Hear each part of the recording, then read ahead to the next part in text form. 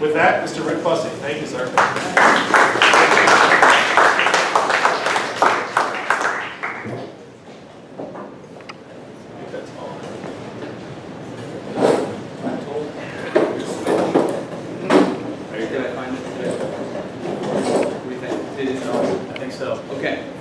Sounds good. I found the switch, you guys. It's on. It's on. Good afternoon. Again, my name is Rick Bussey, and I graduated from Brett back in 2007. Before I get started, I'll give you some quick background info. A lot of it's going to be a little redundant, but it's worth it. We're building a foundation. I promise to keep it as short as possible because I know that's also the most boring part. I first started prep in kindergarten back in 1990-something. I don't really remember much about my first day at prep, but I'm told I was very brave, and I definitely did not cry the entire time. It turned out to be a good fit. I was a lifer. After a storied journey filled with laughter and tears, I put a bow on my prep career in 2007. After 13 years here, I hung up my cleats.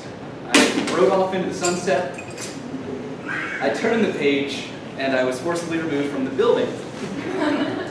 After prep, I studied writing at Johns Hopkins in Baltimore, Maryland, and then when I realized that I needed to be employable, I went to law school at Wake Forest University. I then moved to Richmond, Virginia, and began working at a boutique criminal defense firm. I also have a fiance, 2 dogs, 2 cats, and a house covered in hair that is not my own. So, now that we're all up to speed, I want to say congratulations.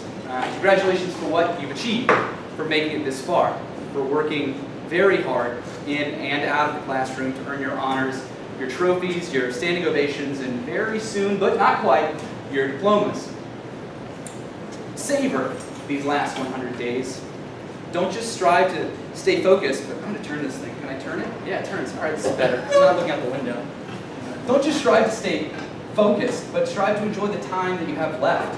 I know that's easier said than done. You've got your post-graduation plans to think about. Once you're done here, you literally begin the rest of your lives. But you've worked your butt off for 12 years to get to this point. What's 100 more days? After all, you'll be doing a lot of this stuff for the very last time. Embrace it. Relish the DBQs.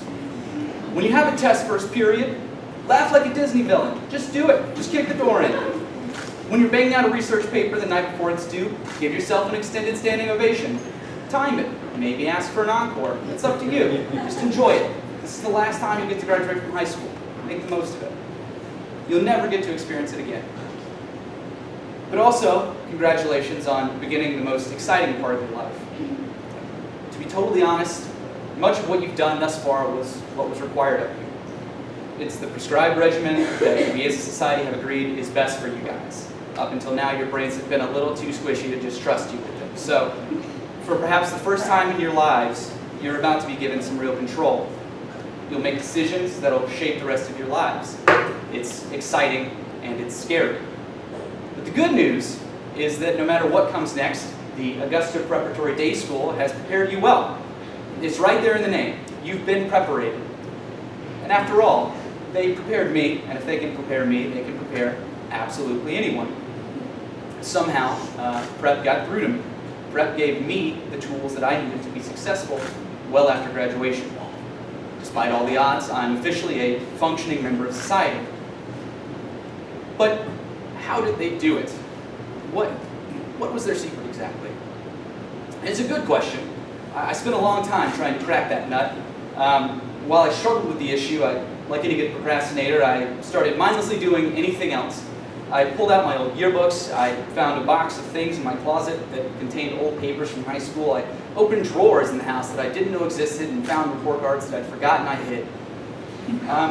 As I pored over these relics, I came to terms with some difficult truths. It turns out that I may not always be the sharpest tool in the shed. I learned things the hard way. I'm an experiential learner, I think is what it's called, which is sort of a nice way of saying that I'm hard-headed. I learn hands-on. You could tell me 20 different times, 20 different ways that a bear will bite me, but I will not know for sure until I'm beating that bear over the head in hopes that it will release my hands. What I'm trying to say is, when I was in high school at prep, I was kind of an idiot. I was kind of an idiot. Before anyone says I'm exaggerating, hang on. I would like to direct your attention to one of the yearbooks that I found. All right, this is my yearbook from 2005. I was a sophomore. When I flipped it open, I found a note. The note reads, "You're the man, trust me." Huh, you know, I thought, what a generous compliment.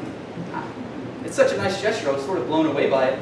It means a lot, you know, kind of when you're at that age to know that someone believes in you, someone, you know, would speak so highly of you. So I looked to see who had signed it, and it said, "Sincerely, Rip."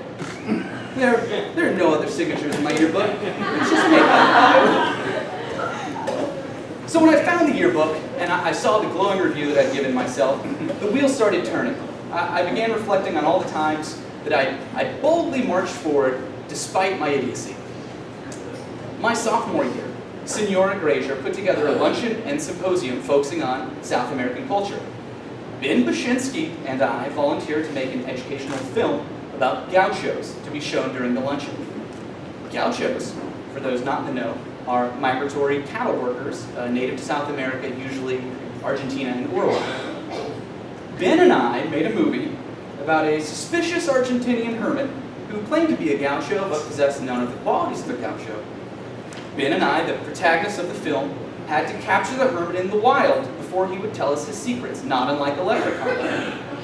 Once we caught the hermit gaucho, he read us a poem, showed us his llama, and invited us into a closet where he appeared to be holding 2 women hostage. The film had 0 educational value. It wasn't even about gauchos.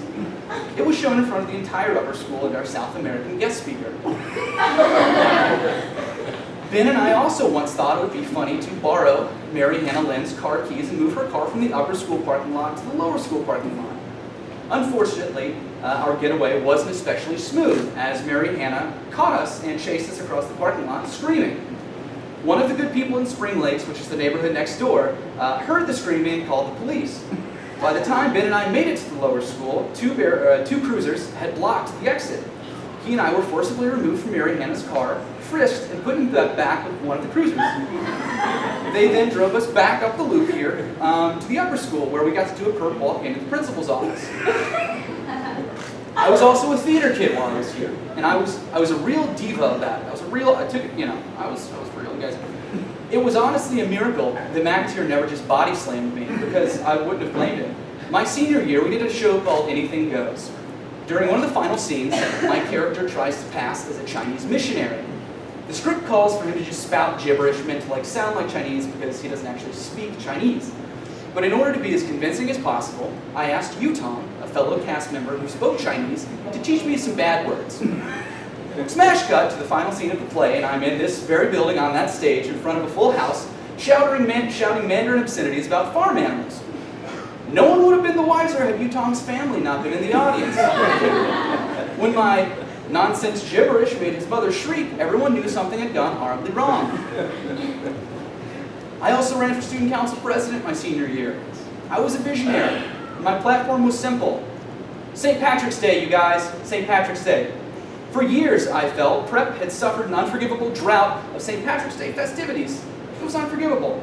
Well, I drew a line in the sand. Enough is enough, I told everyone. If they elected me, we would celebrate St. Patrick's Day. My argument was persuasive. I won the election and got to see my dream become a reality. 2007 will always be remembered as the inaugural year for the Augusta Prep St. Patrick's Day Gala. It was okay. I was proud. Do you guys still celebrate St. Patrick's? You guys still have anything on St. Patrick's Day? Does that still exist? No? Well, whose fault is that, you guys? You get the idea. I didn't exactly have success written all over me. If I had anything written on me, it was probably illegible and spelled incorrectly. I was, by all accounts, an idiot. I would have been lucky to graduate, much less ever convince someone to pay me to do anything. So then I wondered how did these people put up with me? How did they take this stubborn, hard-headed, moody idiot and prepare him for real life? Despite my never-ending parade of schemes, reforms, crusades, and hard-earned lessons, the teachers and staff at Prep never gave up on me. No one ever told me my ideas were stupid, even though they were, or that I was going to fail. No one ever told me I should lower my expectations. They got to know me, and despite getting to know me, they believed in me. That's how they prepared me. I remember that one of the biggest complaints we used to have, and that you guys probably still have about prep, was the size of it. It always felt pretty claustrophobic. We all knew each other's names. We could tell you where most of our classmates lived. I think there were at least 10 kids in my class who had been here with me since the first grade. And our teachers not only knew how we were doing in their classes, but they often knew how we were doing in other classes. And I don't know if you guys are aware of this, but these teacher people, they talk to each other. They do. Sometimes they would even have the gall to ask me how I was doing outside of school. Little did I know, they were asking because they cared about me. The fact that prep was so small meant that I could never really get away with much either. It meant that I couldn't blow off a quiz without my advisor, Mrs. Chaksha, hearing about it. It meant that when I attempted to write a research paper after reading only 50 pages of a 1,200-page book, Mr. Boyd pulled me into his office to talk to me about maybe rewriting the paper. It meant that if something was really bothering me, I couldn't just be grumpy all day. Someone would notice something was wrong and they'd talk to me about it. But it also meant that I got to make mistakes. I got to learn things the hard way, despite everyone's best efforts to maybe save me the trouble. It meant that if and when I was an idiot, it wasn't the end of the world. No one gave up on me. More importantly, no one let me give up on myself. They believed I was capable of more. Whatever I set out to do, they believed I could do it, and they helped me get it done. When we fail at things, it's tempting to internalize that failure. It's tempting to focus on those moments when we fell short. They call failures learning opportunities for a reason. It is important to learn from them, but it's equally important to learn the right lessons from them. And that's where the teachers of prep come in. They make sure we learn the right lessons. They let us know we're not failures and that our mistakes are totally normal. I was an idiot in multiple arenas. I was a real Renaissance idiot, if you will.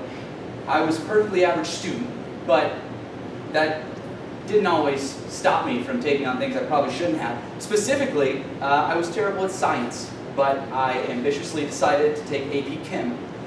Why? Because Dr. Fowler sat me down and told me that I could do it. Sure, I ended up bombing the AP exam, but that's okay, because I tackled a subject that I knew would be difficult for me. I challenged myself as a student because Dr. Fowler believed in me. I'm not what most people would call an athlete, per se. Nonetheless, I decided to try cross country my senior year because Coach Lloyd told me that I could do it.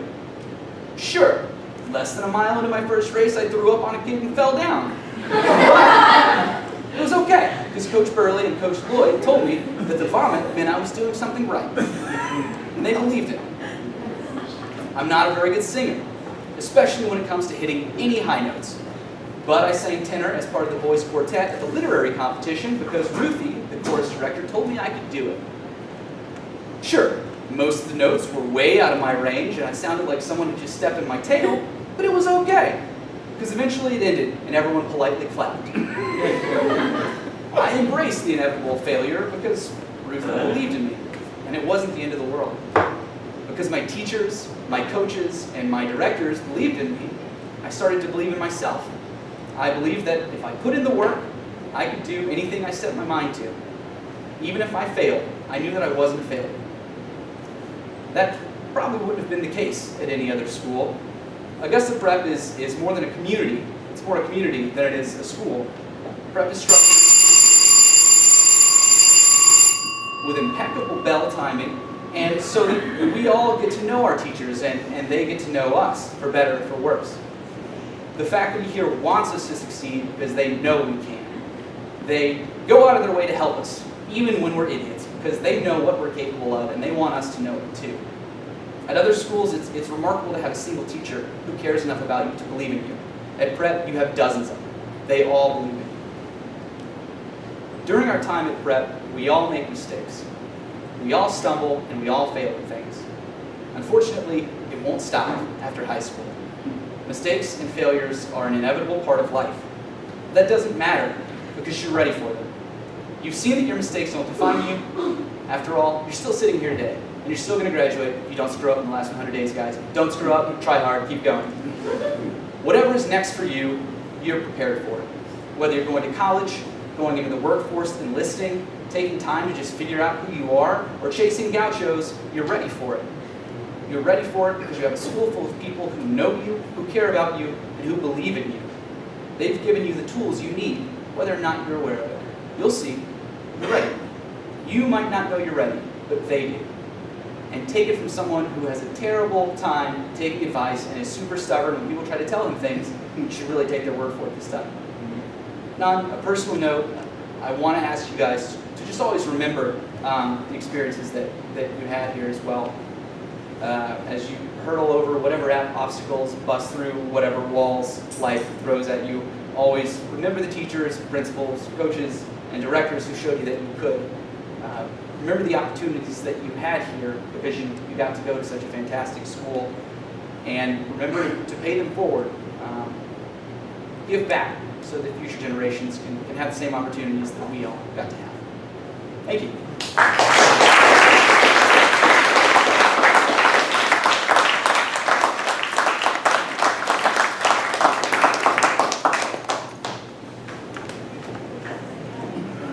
Thank you.